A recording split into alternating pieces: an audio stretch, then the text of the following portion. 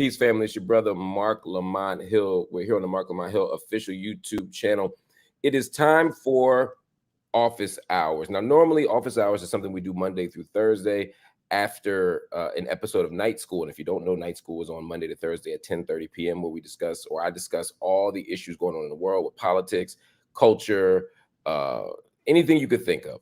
We talk about it. We engage it as a classroom. But we also do something called office hours. And office hours, that's where I come on and I answer your questions, or I ask someone else questions who I want to learn from, or I engage in a dialogue or even a debate about some stuff. And today we have a special episode of office hours. And the reason we have a special episode of office hours is because today I was on social media. I was on Twitter in particular, and I saw this. If you can't see it, I'll zoom it in for you. This was somebody tweeting a complaint about a baseball game. It looks like the San Francisco Giants. Go Phillies. And during the Black National Anthem, the singing of Lift Every Voice and Sing, this person stood up, turned his back to the speakers, turned his back to the crowd, and started to, how can I put it? Just basically disrespect the Black National Anthem. The person who tweeted this expressed their concern. They said, look at what this absolute asshole was doing during the Black National Anthem. Now, that got some buzz. That was 2 days ago.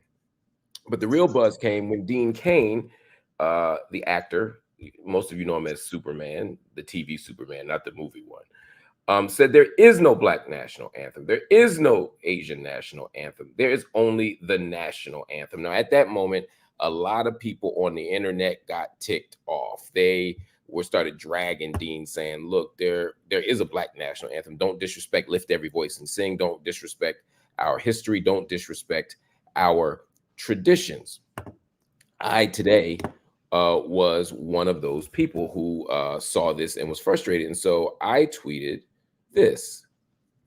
This is ridiculous. There is a Black National Anthem, whether you respect it or not. My point simply being, you can say you don't like that there's a Black National Anthem. You can critique the Black National Anthem, but there is certainly a Black National Anthem. It's called Lift Every Voice and Sing.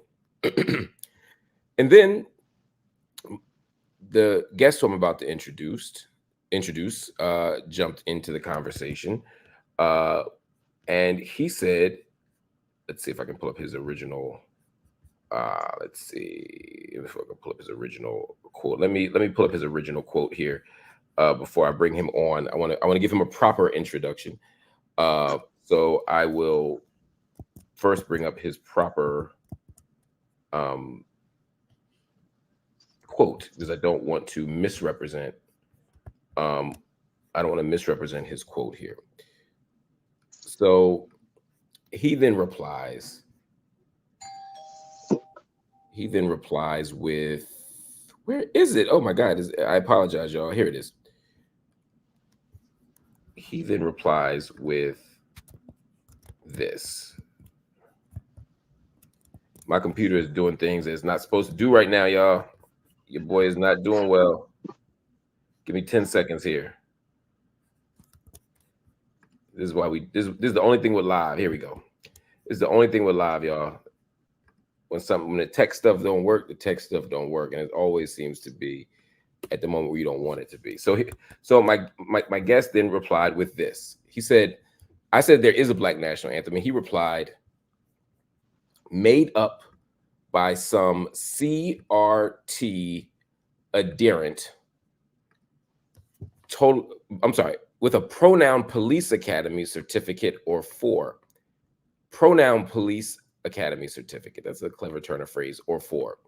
Totally legit. Forget you and your hatred of history. Anytime, anywhere you want to show your chops, pal, you'll walk away wishing you had debated Dr. Umar. #fucking scrub. So I read this, and y'all know me. I don't ever duck the smoke. So I reached out and said, well, if you want to debate this, you challenged me to a debate here. You said anytime, anywhere. I said, how about now? we got our schedules coordinated, and just maybe 2 hours later, give or take, he's here. And he's saying that I will wish that I had walked away debating Dr. Umar. Shout out to my brother, Dr. Umar, no disrespect to him. I am curious, though, to have, what this conversation is going to be, but I'm excited to have the conversation. So I want to bring in now the man, the myth, the legend, Doug Beatty. He is someone who identifies as right of center. I don't know if I should mention your famous celebrity ties. I'll leave that to you if you want to do it, but you've also served in the military. You've been a conservative radio host. Just so y'all don't think I just plucked somebody out of the cheap seats. He is a conservative commentator. He is a former military man, and he is someone who's been long connected to political activism in several states. So I want to bring you in, Doug, to have this conversation. So first, help me understand. When I said the Black National Anthem is real, you said it was made up by some CRT adherent. What did you mean? What I was directly referring to is your wokeism, brother. I was talking about you, not the guy that wrote the song, although I admit, I thought it was from around 1900, and the myth I was told was that it was written for the Negro Baseball League. So I was lacking in knowledge, but I knew it was an old song. My point is, this was interjected into sports by Black Lives Matter after the kneeling controversy, just to be more divisive. And when you're arguing with somebody like Dean Cain, well, that's not going to help. Are people racist? Yes. Are people prejudiced? Yes. Are people tribal? Yes. Remember, I was the only white special police officer working in DC public housing at the height of the murder thing, when the DC was a murder capital in '92, during the Rodney King thing. I used to have to check my driver's license to see if my name had changed. I got called everything but officer, but it's okay.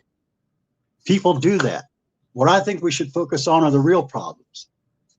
Like just before we came on air, I was discussing with you that in Delaware, when I was an activist there, 73% of the people that buy or use drugs are white. 97% of the people in jail are Black. Now that's a problem to me. That's real racism. We had allegations of lynchings that I investigated for 7 years and could not disprove. Every activist, Al Sharpton, Jesse Jackson, first guy to ever block me, by the way. Danny Glover was a friend of my dad's. Nobody, NAACP, no one would help. The only one that tried to help us was a Tea Party Republican named Christine O'Donnell that didn't want any name recognition out of it. That's it. So when I see these people getting all upset about rebel flags and microaggressions and, oh, they're disrespecting our song. Yeah, they are. But there's real stuff going on. So in my world, when I try and tell other Europeans there's systemic racism, they'll point to something you said or Al Sharpton said or Jesse Jackson said or some microaggression or how they're guilty for being born white, and they can't hear me. And that's a problem. Okay, so let's talk about all of those things. First, I find your explanation of the CRT thing a bit implausible. And I said there is a Black National Anthem. You responded by saying made up by. You said the national anthem was made up by some CRT adherent. What it sounds like, respectfully, is that you didn't know what the Black National Anthem was, and you thought that this was something new that was created in the modern era, and that you later realized that it was something that's over 100 years old. That's exactly how your comment reads. It was marked by sarcasm and dismissiveness that it was an actual anthem. Again, you said it was made up by some CRT adherents. Critical race theory starts off in the 70s, hits its stride in the 80s. So the idea that a Black National Anthem that was made in 1900 could be made up by a CRT adherent itself wouldn't make sense, right? And if you're saying you were referring to me, what would I be making up? What was I making up? You weren't making up anything. The guy is racist. Racism is a problem. However, everybody following you started jumping on me, making assumptions because I'm white. I don't want us to miscommunicate. I'm saying here in your opening sentence here, you said made up by some CRT adherent in response to the Black National Anthem. A reasonable interpretation would be that you were talking about the Black National Anthem. You said you weren't, that you were saying that reference was not to the writer of the song, but by me. So what did I make up? I'm quoting your words. You said made up by some CRT adherent. By the way, did you delete this tweet? Did I do what? Did you delete this tweet? No. Okay. So No, you can go all the way back to when Trump was in office to find out how much of a MAGA I am. For your fans that made that assumption. No, See, don't worry what about I'm that. talking about. I'm asking a specific and direct question. What did I make up? The fact that this is a real huge issue in our society today. We're always going to have some skull-brained rednecks. We're always going to have some black people that hate every white person. This is how it is. What did Jesus say? You will always have with you the poor. I think our time is better spent dealing with real serious issues. I feel you. Having your feelings hurt, how serious is that? Having your father in jail for 20 years for something a white guy would have gotten 3 years for, now that's serious.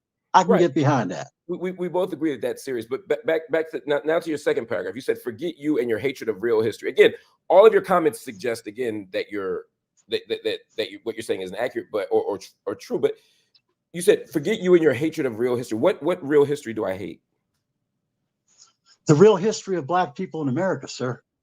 After the Civil War, blacks were doing way better than whites right up to 1950.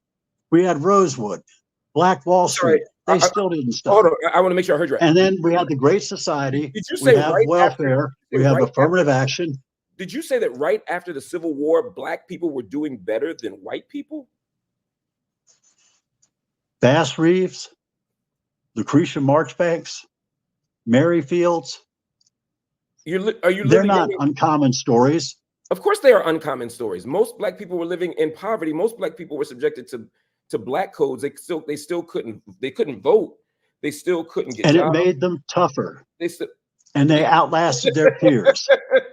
Wait a minute. Just so I'm clear. You're saying that living in abject poverty, being lynched, not being allowed to vote, not being allowed to go to school, you're saying that makes you strong. Even if I accepted that as a ridiculous and insulting claim as it is, even if I accepted that, how does that serve as evidence that they were doing better than white people? Are you trying to say that the vast majority of blacks, again, who couldn't vote, who couldn't eat in public, who couldn't access public accommodations, who couldn't go to school, who were getting lynched, you're saying that despite those facts, they were doing better than white people? Or would you just concede that you overstated that point? Probably overstated in the context, Doctor. Okay, but my point is that after the Civil War, black people in America made amazing achievements for all the wrongs that were done, for all the things that happened. I mean, I wore a badge and a gun, and my favorite lawman of all time has always been Bass Reeves.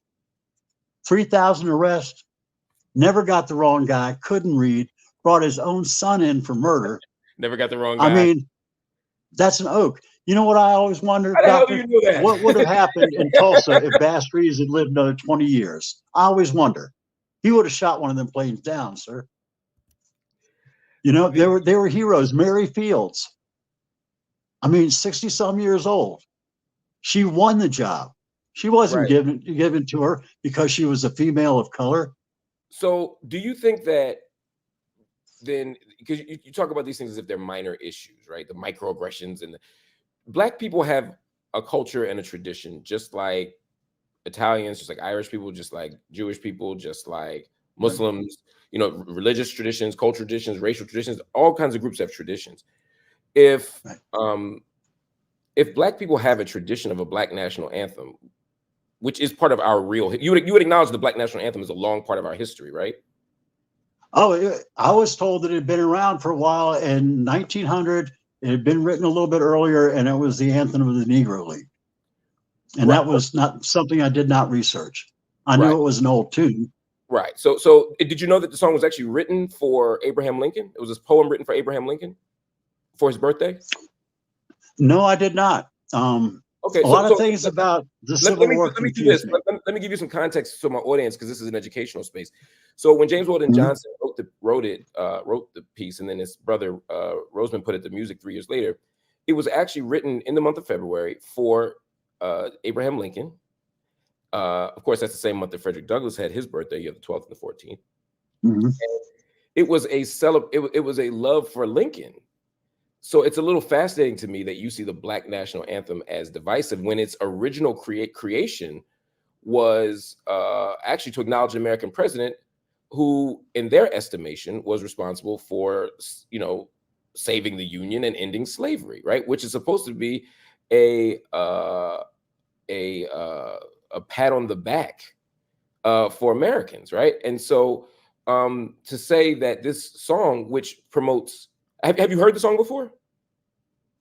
Yes, I have. I've only listened to it all the way through once, and I've seen them play it at sporting games, but I really don't watch sports. You know what I mean? Did you listen right before this conversation? No. Okay, so you've heard it before. No, because so you've heard it before you made this comment. I'm not saying that the song itself is a problem, Doctor. I'm saying the time and manner it was injected into our national conversation was done to be divisive. Everything that BLM did was to be divided. Remember, it was hands up, don't shoot. I had people from Ferguson on air on the street after people listened to Rush Limbaugh talk about them for 3 hours. I talked to them. Okay. So you can't create unity by pouring salt in old wounds and sticking people. I'm sorry, it doesn't work. How is Black National Anthem a salt in the wound? Because the red meat eaters were really upset, black and white, by the way, by people kneeling during the national anthem. But this was about, and they made it a big. They made it a huge racial issue. How was affirming? But there were white people doing it too. How is affirming the Black cultural tradition and the Black spiritual tradition salt in a wound? This isn't about kneeling. Because you've got all these people that want to see the football game, and they're just swolled up on fake patriotism, and they want to stand during the national anthem. And if you don't, you're just the worst person in the world. I don't see it that way. That's not what I risked my life for. That's not what I fought for in the Navy or as a special police officer or anything else I've ever done. That's not how I live my life. But people do that.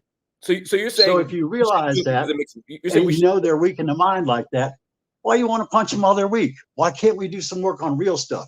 Because I can come to somebody, I can say, look, these 3 guys were hanged at Silver Lake in Delaware in the water when they couldn't survive in their street clothes and no foul play. Now, see, that's something everybody can agree on. Right, but when you say everybody, when you say everybody, you mean white people. And when you say it's pissing white people, white racists, black people who are conservative, liberal, white liberals, white conservatives, everybody, Asians, but that's not Pacific everybody. Islanders. Here's the problem with the everybody thing, right? So what you're saying, and Nicole Davis here in my audience says the exact point that I'm making, is that you're saying we shouldn't sing the Black National Anthem in these public spaces because it's making the racists mad. And so, oh hell no, I'm not saying that at all. Okay, I'm saying that when some ass bucket starts playing crybaby, yeah, we can point it out.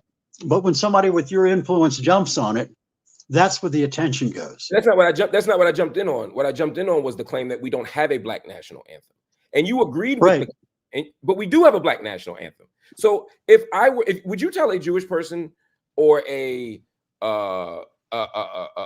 Catholic, if they said that there's no history of Catholicism in America, or if they said there was no Jewish history before 1948, if they said that there's no Jewish national anthem, if there's no Hatikvah, would you tell them when they stand up and say, we do have a song, we do have an anthem? Would you tell somebody to not say that, to sit down and be quiet? Would you tell them? No, and I will acknowledge that my reply was very poorly worded. No, it wasn't. I didn't mean there wasn't a Black national anthem. I'm not going to let you off the hook on that. This isn't poorly worded. You said several things that were inaccurate. And now instead of just saying, hey, you know what? I was on Twitter. I made a mistake. I shouldn't have said it. You're making it sound as if it was a matter of more sophisticated language or a matter of more proper articulation. You said things that were inaccurate. You said that you basically said that the Black National Anthem was made up by a CRT adherent because you thought it was new, and it wasn't. And then you buttress that point by saying, forget you and your hatred of real history, implying that me saying that there's a Black National Anthem is somehow an affront to real history. I've never said or done anything as an affront to real history. In fact, this entire conversation, I've been actually giving you the proper history.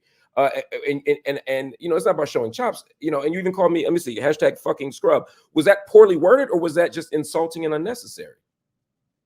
That was inside information. I knew people that worked at Temple that told me how to draw you into a debate. But anyway, Yeah, I probably should have back said to my question. I because. didn't hold on, time out. I didn't ask where you got the information from. I said, was that poorly worded or was that insulting and unnecessary? That was insulting and unnecessary because when I do the work I do, and I can't get a word in edgewise because everybody's worried about safe spaces and microaggressions and colonizers. Bro, that don't help. White supremacy. Yeah, but do you understand how convenient it is for you to be able to say to a people of color or to women or to gay people or to whoever that the thing that makes them unsafe and uncomfortable is not important? Like, you're literally telling me right now that me standing up and saying that there is a Black National Anthem, me countering Dean Cain, who also is a public figure. You say something with my platform. Dean Cain is a public figure. He's an actor. At one point, he was at least a B-list actor, if not an A-list actor. Dean Cain says in public and says there is no black. No, hold on, let me finish. And says there is no Black National Anthem. And I, someone with a similar comparable platform, says, no, Dean, there is a Black National Anthem. And your issue is not with Dean denying history and denying my culture and my tradition. Your issue is with me. Your issue is with me telling him that I do have a culture and a tradition. I didn't say anything about it. Oh, no, I have an issue with Mr. Cain too, sir. But, okay, fine. Mr. Cain is an actor, and he's by definition messed up in the head. That's fair. I'm Ned Beatty's oldest son. I know about actors. I was about to say, for the audience, my dad was on the screen for years. Your dad's a legendary actor. But again, the point is, why should I not respond to a public figure with a huge platform telling the public something that is historically inaccurate? If you really love real history, then why not tell them that I have a Black National Anthem? Have you read the comments in your thread, brother? I don't know, because I'm engaged in my conversation with you. I'm going to ask the question again. Why should I not respond to a public figure with a similar platform who is spreading lies and misinformation and disinformation about me, my culture, my people, my tradition? Why should I not do that? If that's what's important to you, you absolutely should. 200%, regardless of what I say. Okay, so then we can move on. So it shouldn't matter what I say if it's that important to you. Right, but again, what is important to me is that we knock off the Mickey Mouse and get to work. Right, but we got the Emmett Till bill, but nobody has been responsible for any lynchings in Delaware, and nobody will help us investigate because it's a blue state. Yeah, but we can do two things. If this happened in Tennessee and I asked for help, I'd have an army at my door, and you know it. Yeah, we can do two things at once, right? We can fight for social justice. You know, we can operate in the legal realm. We can also operate in the cultural realm, because part of why it's easy to kill Black people, part of why it's easy to disrespect and dismiss Black people, is because white supremacy has taught us that Black people have no history worth respecting, that we have no culture worth defending or protecting. And so, yes, I will always stand up and say, I have a Black culture and a Black tradition. And while you call it Mickey Mouse stuff, right, you would never tell a Jewish person that defending Jewish culture or a Jewish national anthem was Mickey Mouse stuff. You would never. You are sadly mistaken, my friend. Well, then that's disappointing. But that's because we think in stereotypes. Look at how your followers called me out. They said, this is the guy that will tell the Trumpers to go to the next insurrection. In point of fact, sir, my social media will reflect that being aware of COINTELPRO, I told all my knuckle-dragging cousins to stay out of D.C., not even to be near it. I mean, there's just the assumptions that are made by this mindset that everything white is bad, everything Black is good, white. Anything a white person has to say doesn't mean anything. Yeah, and I'm a racist. Doug, it's not because you're white. It's because have you considered that it's because of your comments? There are plenty of white people who come on my platform, and no one in the audience assumes that they're racist or that they're MAGA. The reason that people are assuming you're MAGA is because you have referred to the Black National Anthem as fake history, effectively. You have misrepresented the history of our culture by saying that it was invented by CRT. Not that there's anything wrong with CRT. You insulted Dr. Umar, a black figure in our community, and there may be debates in the community about Dr. Umar, but you as an insider to come out and disrespect him as a Black person, he's my brother, and I do respect him. You know, for you to do that is also a sign. For you to call me a fucking scrub, to call someone who you're calling me doctor now, but you didn't call me doctor in this post, which you don't have to. Mark is just fine, but calling me a fucking scrub you suggest that I don't have any chops, which is an affront to my intellectual capacity. If you do all of those things in a room full of Black people, and then they think that you might be racist, and then you say it's because of us, could you at least allow for the possibility that your words may make people think you're racist? Of course. Okay, so I'm a bomb thrower. I don't play. Well, no, but then instead of telling my audience or telling the world that the reason people think you're racist is because you're white or because we're not politically sophisticated enough to understand you, maybe it's because you said racist shit. And look, I'm not saying you're a racist. I'm just saying you've said some racist shit today. Now, you might fight for racial justice. You might believe in equality under the law. I have no idea what's in your head or in your heart. But what I can tell you with certainty is that so much of what you have said today is racist.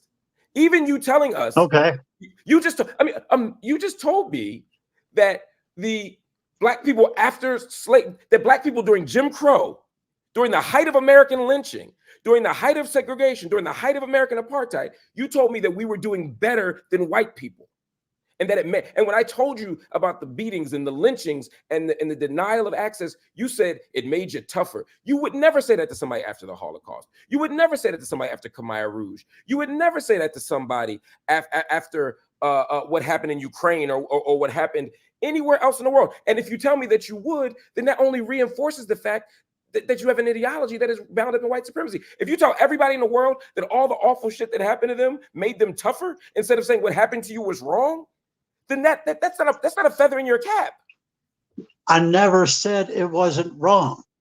I'm not saying it's right now. I'm not saying it was ever right. I'm saying it created a class of Americans that were stronger than hell. And they performed very well. You mean the ones that didn't die? And then they got put down again in Red Summer. And by 1950, they were right back on top again. During the height of all this horrible shit, we're talking about a very strong, resilient people. And it just breaks my heart to see everybody breaking down over stuff we're always going to have in the human condition and being divisive and poking each other. I get just as mad at the right. You would not believe how many friends I've lost over the years. Death threats I've taken. Oh, I could believe it. I don't play with this garbage. Right, but I want you to consider. Life is life. Death is death. Feelings, yeah, we can talk about them. Yes, we should try to do better. Should people stand up and do that? Hell no, they should. Should everybody have a conniption fit about that when there are horrendous things going on we won't even look at? Yeah, I say no. And that's my beef. The problem is you don't see the connection between those two things. I'm saying there is a connection between the things that you deem horrible and the things that I'm talking about. And for the record, I work on all of it. You know, I'm not out here just defending our cultural traditions in terms of, you know, lift every voice. I'm also fighting against a criminal legal system that is racist and oppressive. I am always going to struggle against that. I'm always going to struggle against any movement, against any organization, against any policy that is against the interest of my people, and more broadly, that's against the interest of justice. So you and I don't disagree on that, but the part that I think you're missing, and the part that I'm encouraging you to consider, and I'm going to show you just one more slide here, just because it's, again, I think it may give you some context, or it'll certainly give my audience some context, right? Your reply to me after I responded to you, you said, pretty sure the date and author published, I only knew it's from the 1900s. It was injected to create division in the wake of veterans, Black and white patriots who do not share my views on free speech. Again, just for history's sake, just for accuracy's sake, nothing in this tweet is accurate historically. Okay, so Doctor, you're saying that the Black National Anthem was not introduced after we had all kinds of racial nonsense over the kneeling. That's your position. And your position is it was not sparked by BLM, who actually set out to destroy the Hands Up, Don't Shoot movement. And they did it. That's your position. We disagree. I'm sorry. We can disagree about whether we like the song or not. We can't disagree about historical information, right? Lift every voice. I don't think. Lift every voice. You make a very valid point. But what amplifying these attitudes of racism towards small things like the Black National Anthem is not healthy for anybody. Okay, but it harms white people just as much as black people, right. And it is dangerous. First, I agree. First, what I'm trying to tell you is you keep saying it's dismissive and arrogant to tell me that my Black National Anthem is a small thing. It's not a small thing. If I told you as a veteran, and let me not speak for you, if I told most veterans that if I set the flag on fire and say, oh, it's just a small thing, it's just some cloth, you'd be insulted by that. Because you might even say, I didn't say you. Again, I said most veterans. I didn't say you. Yeah. You're clearly a different bird. My point is, we don't go around telling veterans that the flag is a small thing. That guy that turned around and covered his ears, if I told him that the Star Spangled Banner was a small thing, or that it was garbage because it has a whole verse on slavery in it, he would be outraged at me, not at the song.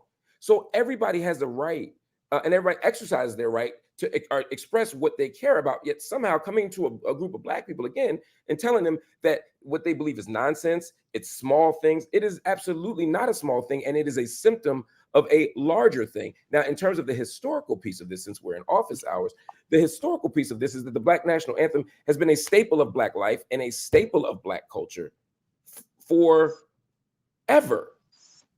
And in fact, it was called the Black National Anthem long before the Star Spangled Banner was called the American National Anthem. We had a national anthem long before America did in terms of the label of it. So again, that's just not true. This was not injected in to change the way we think about the racial calculus and the racial logics. In fact, the idea, even the claim that BLM as an organization, I'm guessing you're saying, the organization Black Lives Matter, was responsible for putting this into the baseball games or the football games is also not accurate. There's no evidence of that. The NFL doesn't even claim that. BLM doesn't even claim that. No, that is a right-wing myth. Now, you might say that the American professional sports made a decision to involve the anthem because of the racial uprisings. That's a conversation to have. Similar, but you could also think it's a good one. Yeah, but that's different. I think it's a beautiful conversation. Right, but that's not what you said. But that's different than what you said before, which was that BLM forced it down the throat of America and down the throat of these people. Again, that's just not true. That's just historically or factually incorrect. Just like this idea that the Black National Anthem is now just being resurrected to cause strife and in the aftermath of these uprisings and stuff. Is not true. And again, I'm not going to let you off the hook with this other thing that you did here, because what you've done here, and I want my audience to see the move you make, is you make a claim, it gets proven wrong, and then you pivot to make it seem like you were talking about something else. So in the first slide, you said that the Black National Anthem was a creation of a CRT adherent. And then when I pointed out that was historically wrong, you pivoted and tried to make it sound like you were talking about me, which made no logical sense whatsoever. And now here, you said the Black National Anthem was injected to create division in the wake of veterans, Black and white, in the wake of veterans. What veterans? This has nothing to do with veterans. The Black National Anthem was about both then in 1900 and now is about the celebration of Black culture, Black struggle, Black faith, and a collective Black nation bound together by an experience of slavery. That's what it was about. So when you say playing clever or do you not understand, I'm not playing clever, and I do understand. I think the problem is perhaps you don't. I think we have a different understanding here, Doctor. Of what? Because it is important to have a Black National Anthem. It is important to have a Black culture. I have been defending my whole journey cultures that have nothing to do with me, right? Ao Kamathi did not sit for an interview with me for 2 hours on a Saturday in a Fox News radio station because he loves me. I guarantee you. He sat for me because I ponied up and I was the only white person in Delaware that would be interviewed about him by the lynchings because he was the only media that would publicize it. That's why he came to me. I don't hang out with him because I love him or I love his views. I love the fact that he's a human being and he has basic rights to freedom of expression, which were denied. That was my issue. And that's why I seated him. I mean, I know there's a bunch of complex things behind it. Right. We need a national anthem. Yes. So Is maybe it bad to have a Black national anthem? No. What happens in white supremacy is they hear Black national anthem, they see Black people not wanting to stand for the regular anthem, and they explode. And it does nobody any good. I agree with you on that one. I'm saying that picking at it doesn't help.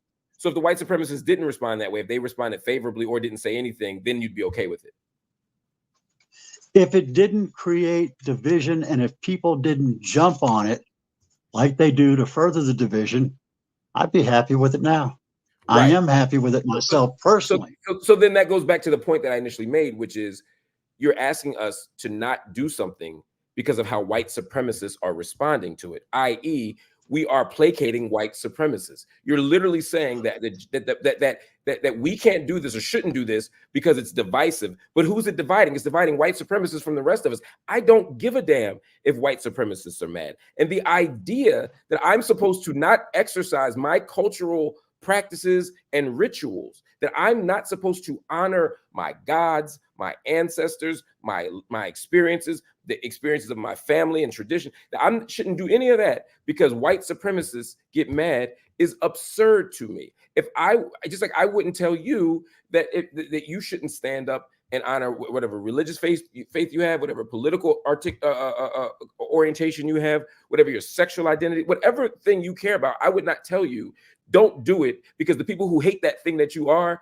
going to be mad. That seems to me to be a very troublesome and dangerous and disrespectful and ultimately racist way to operate in the world. You don't have to tell me that, doctor, because I'm a 62-year-old white Christian male who likes women. They already hate me. I already get attacked every day. That doesn't be my main focus in life. My focus in life is equal protection under the law, bringing America together. And I mean, yeah, this is a racist thing I'm going to say. I want to see Black men like I saw in 1963 when I was in D.C., when I was at the Poor People's Campaign, when I saw D.C. burn. I want to see strong people. I want to see people that take things on head on, that are life or death again. I'm tired of people crying, telling me how guilty I am for being born white. Yeah. Okay. Can we get on with it now? Can we get the country back together? And can we quit beating each other up over stupid crap? You acknowledge how stupid I was, but you can't see how stupid you're being. Why? I'll address that point, but let me back up first. People don't hate you because of your whiteness and your maleness and your Christianness and your straightness. I can tell you, I've been talking to you for 38 minutes. I'm getting you on gut belt. That was funny. I've been talking to you for 38 minutes and 39 seconds. I don't like you, but it has nothing to do with your race, gender, or sexual identity. It's because of what you say and do. In terms of where the world is headed, the world can't come together if you constantly tell us that the points that we care about and the experiences that we share, that our lives, that our culture doesn't matter. That's just not true. And you can't bring the country together on these quote unquote bigger issues if you don't wrestle with the fact that the country does not like Black people. The country does not respect Black people. The country does not protect Black people. That same guy that turns his back on a Black national anthem, that if he did even an ounce of studying, and I would suggest that to you too. I would suggest that you read about these things before you talk about them. Study the issue before you disagree with it. Learn about something before you have an analysis of it. That's just that's just my professor hat, but I would just say that's a good way to move in the world. But that guy, if he read just a little bit, would realize that if anything, that song is an affirmation of Black people's connection to America, right? If you actually listen to the words of the song, get to the third verse. I mean, the whole point here is to be true to our God and true to our native land, but it's in the context of being in America, right? But anyway, that's neither here nor there. People can do what they want, but we can't get quality education if people think Black people don't have a history worth teaching, right? We can't get quality healthcare if people don't think that Black people can feel pain. Or if people don't think that Black people deserve proper treatment. All of these things are rooted in an understanding of the past that is shaped by white supremacy. And until we unlearn that, then yeah, we're still going to be sent to jail. We're still going to get longer sentences. We're still going to get suspended more at school. We're still going to get beaten by the cop. All these things are going to continue to happen. Doesn't mean, and this idea of romanticizing a past, only a white man would be romanticizing 1963 as this ideal year for black. I wish we had more black men like 1963. 1963, my father couldn't vote. My father was 35 years old in 1963, and he couldn't vote. In 1963, my father, after serving in the military, could not buy a sandwich. He could not sit at a Horn and Hardart counter. My father, his high school class went to the Washington Monument and they weren't allowed to take a picture in front of it, but dogs could. This is the history of 1963. So when you stand there as a white man and say, I wish you people were more like you were in 1963, it makes us want to say, fuck you. Because in 1963, white men were still in control. White men still had all their rights and freedoms. White women had their rights and freedoms. It was only us that didn't. And so the same spirit that makes you think that affirming 1963 is some great year for me and my people, that same spirit is the one that tells you that it's okay to dismiss the Black National Anthem as a small thing. And you might feel good about yourself because you don't want to see black people in prison, or because you want consistent laws, or because you worship at the altar of free speech. But none of it means anything if you still smuggle in all of these white supremacist ideologies and beliefs and values. Now, on that note, I'm going to go because I just don't want to talk to you anymore. But I appreciate your time. God bless you. Take care. All right, family. We have just had an interesting conversation, a fascinating conversation, in fact, with a very interesting man who is all full of shit, man. They be full of shit, man. I just couldn't take it no more, man. It's Ramadan. My mouth dry. I can't even, man. It got me all hyped. Let me just do a quick recap. Because my big homie called me that last time. He was like, man, you can't have these people on and then not sort of break down for the audience the what and the why of what just happened. So, again, this all started from a conversation about the Black National Anthem. And this is a classic, I mean, classic conservative move that they make, right? They make a claim, and then when you refute the claim, they pivot, they walk away from the claim and try to make it seem as if they never said the thing that you accuse them of saying, or that you pointed out that they said. It's a classic, it's like gaslighting, right? So I'm going to show you, just to give you a clear example of what I'm talking about, because I don't want to be abstract, right?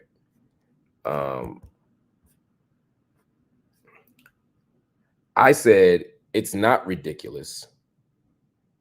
There is a Black National Anthem, whether you respect it or not. I said that to Dean Cain, who had said there is no Black National Anthem. It was a very clear commentary. I'm going to pull up my response to this guy now.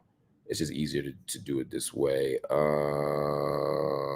a whole bunch of y'all be saying stuff and don't know what y'all be talking about.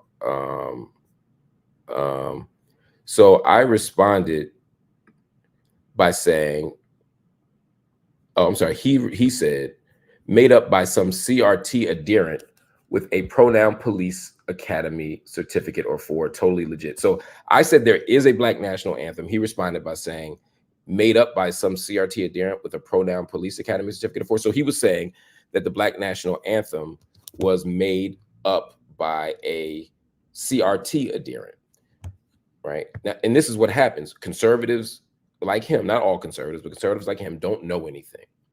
And they assume that because they've never heard of a Black National Anthem, that it doesn't exist, because this is what white supremacy allows for, right? If I don't know it, if it's not the center of my world, and if I'm not at the center of it, then it's not real, right? This is a classic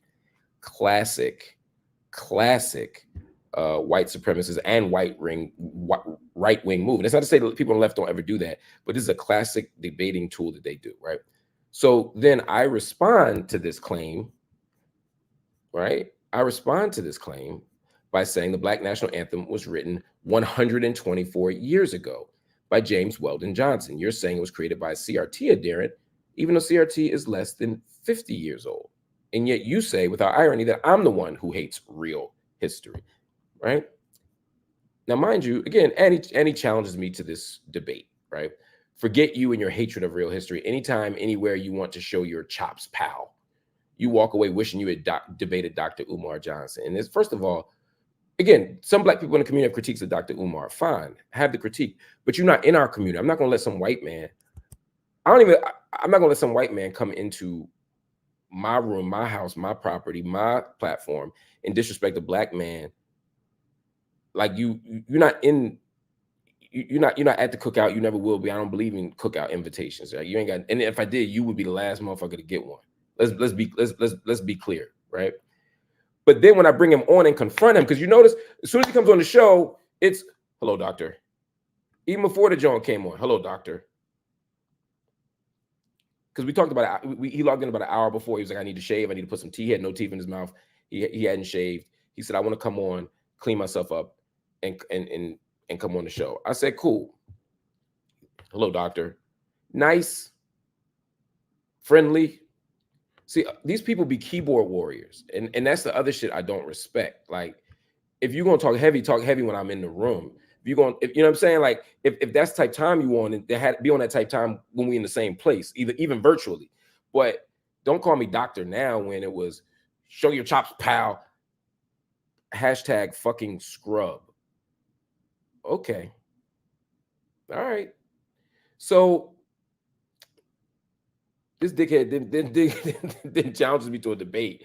And then when you bring him on to have the debate, it's like, well, why'd you say that? Why did you say that it was made up by a CRT adherent if CRT was created 74 years after the Black National Anthem? You just don't know what you're talking about. So then he tries to pivot and say, well, I didn't mean the anthem. I was talking about you because you're too woke. I didn't even get down to woke thing. Woke is just, at this point, woke is just another way of calling me nigga, man. And I don't rock with the woke shit, right? But let's keep going. So he says,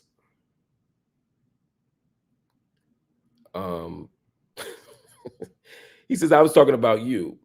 Okay, so you're saying I made up the Black National Anthem?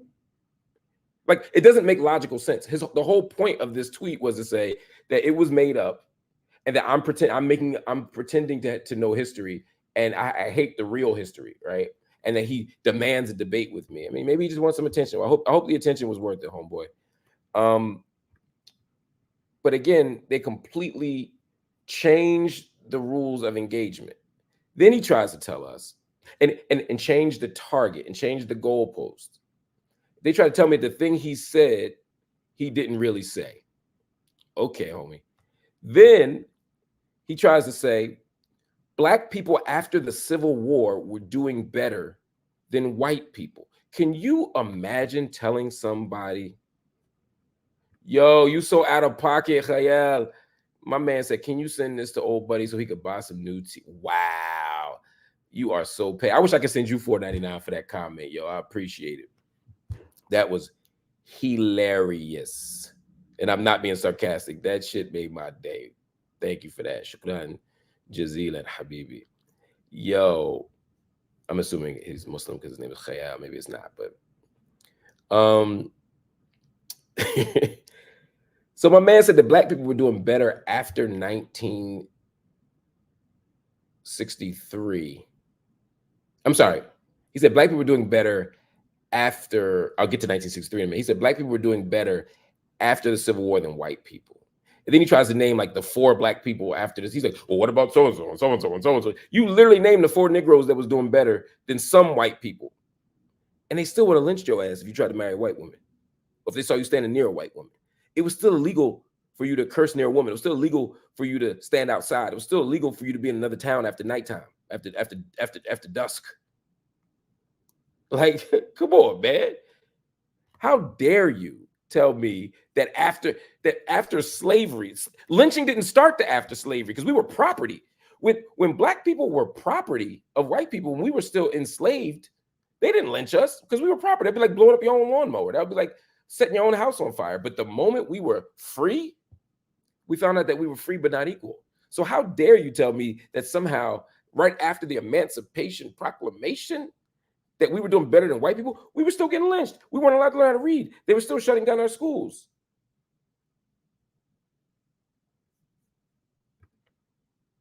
They wouldn't let us have schools. They were killing us. They were literally killing us. That shit was so crazy. He even had to say, you know what? I was talking. He had too much dip on the shit. He even had to acknowledge that didn't make no damn sense. Sidetracking note, Doze Shaolin, I see you. I actually talked to CBS yesterday. We're going to do something soon. In fact, I'm hoping this week to get her into office hours in a part of the night school program. I'm hoping Wednesday or Thursday, but I'll know today. But you will see her within the next few days. This was just a weekend random special episode of night school / office hours, because every once in a while somebody asks for the smoke. I'm petty. I'm not mature enough to just ignore it. I probably should be, but I'm not. I understand that I probably need to, the Lord's still working on me. I'm sorry. Then he tries to tell me repeatedly, well, you know, basically he's trying to act like he's on my side. This is a classic white liberal or quasi-liberal tactic. Oh, I'm on your side. I'm the anti-racist. I'm just trying to, it's so paternalistic and condescending. I'm trying to help you figure out how to get the real issues taken care of, because the racists over there won't listen to this petty stuff. Don't listen to this minuscule stuff. This Mickey Mouse stuff was the word he used. How dare you tell me that my culture, that my tradition is Mickey Mouse stuff? How dare you tell me that I shouldn't stand up and affirm my community and my culture and my traditions? You ain't say nothing to Dean Cain. As somebody who allegedly loves the blacks and hates the racists, why didn't you tell Dean Cain to sit down and stop disrespecting black culture? No, you only tell me that I'm the problem for speaking up against it. Come on, man. Jazz LP, I love you, my sister from Dallas. How dare you? Then he tried to tell me we need more. This fool legitimately told me that black people, after I named all the stuff we went through to prove that we weren't better right after the Civil War, he said, well, it made you tougher. How dare you tell me that my ancestors getting lynched and castrated and raped and denied access to everything? How dare you tell me, well, it made you tougher? You would never tell a Holocaust survivor, well, yeah, but it made you a tougher people. That would be disgusting. You would never tell somebody who was held in internment camps, well, it made you stronger. You would never tell somebody in Cambodia who had to undergo the killing fields in Khmer Rouge, you would never tell them, well, it made you tougher. You're not going to hold my people to that standard. How dare you?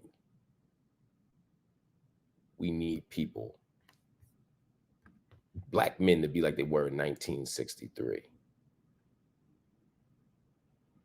Black men have been tough and strong throughout history, but we shouldn't have to be. Black women have been tougher and stronger throughout history. You shouldn't have to be. If you want to deal with racism, but you don't do it by coming in here disrespecting my brothers and sisters, disrespecting my peers and my allies, my comrades and my allies.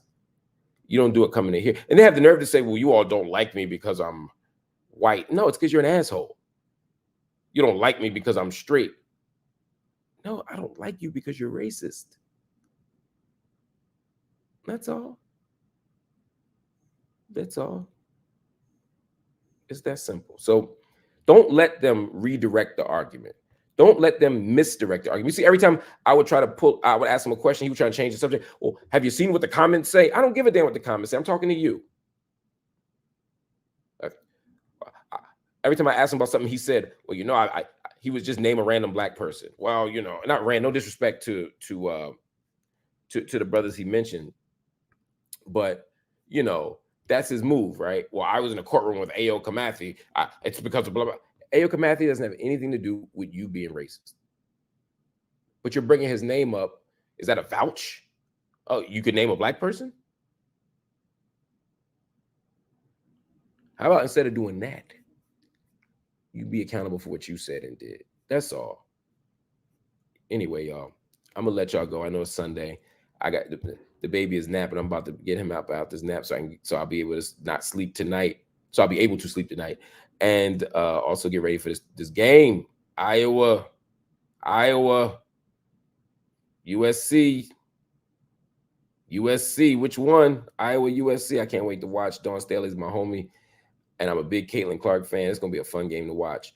Appreciate y'all. I want to thank y'all for watching the channel. I want to thank y'all for watching this special episode of Office Hours and Night School. It's always fun to see y'all. It's always a blessing to catch y'all. And I even got to catch y'all in the daytime. I feel better. I feel brighter when I get to talk to y'all in the daytime. I'm not dozing off. I'm not tired. If you like the content you're seeing right now, hit the like button, family. Hit the like button. Let the YouTube algorithms know that you're rocking with us. Hit the like button. Let the YouTube algorithms know you're rocking with us and that you enjoy the content. Also, family, I want you to hit the subscribe button. Because when you hit the subscribe button, it amplifies our community. It broadens our community. It also lets you find out when the content is coming up. Just hit that little bell next to the subscribe button after you sign up, and you'll get notifications whenever I release new content. And as you can see, I go live randomly. And of course, if you're so inclined, hit the join button. Become a monthly supporter and subscriber to the channel. It allows us to put out more content. It allows us to get a wider team of editors and producers and a wider range of topics and a wider range of voices on the platform. People like Mumia Abu-Jamal in the Classroom in the Cell podcast. And of course, some of y'all don't want to go through the YouTubes. Y'all don't want to sign up for something monthly. I respect that. But you can make a one-time donation right now by going to Cash App and hitting MLHTV, $MLHTV. When you do that, the money comes straight to us and it goes straight to building a new studio. It goes straight to expanding our technology. It goes to getting a new camera. All the stuff that you want to see on the channel, we want to see on the channel. We just need your help and support so that we can have quality, independent media. If everybody right now who does a Cash App, if everybody who's watching us right now who does Cash App, if everybody just sent $3, if everybody watching just sent $3, we'd be able to meet our goals. We'd be able to for the week. If everybody who sent something who's watching right now sent $3, we'd be able to meet our goals. A minimum of $3 would allow us to meet our goals. But if you can't do that, if you don't have any money, if you don't have the means, or if you just don't want to give me no money, I respect that. I do ask, though, that you just hit the like button because that helps, that you do watch the videos and the content and the ads, and that you spread the word about the content. Because at the end of the day, this isn't about the money, it's about the content. We want people to watch, we want it to expand, and we want y'all to feel what we up to. Somebody said, get Venmo. You know what? I do have Venmo now. We just added it yesterday. I forgot to upload. See, I love my people. I love my people. If you go to Venmo, Venmo is also MLHTV. So you know what? I'm going to update this right now. I'm